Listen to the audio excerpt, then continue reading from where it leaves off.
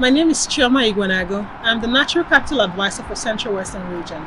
My role will be looking after and providing advisory on how to, manage, protect, and improve their natural assets on the lands. Through natural capital and environmental markets, land managers can benefit from protecting, restoring, or improving their farm assets.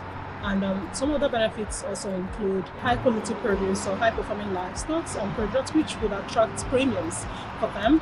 It also offers them the opportunity to inset or actually reduce their own emissions, and also offers them the opportunity or eligibility to access sustainable green loans that are out there, and or subsidies or grants to improve their farm productivity. Engaging in environmental market carries a risk that needs to be considered. You need to do some cost evaluations and some cost benefit analysis for your business, which is like any other business decisions. It's the first step.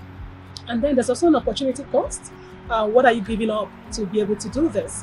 But I'm not saying it in a negative light. It's just things that I have to consider so that you're confident in making those decisions.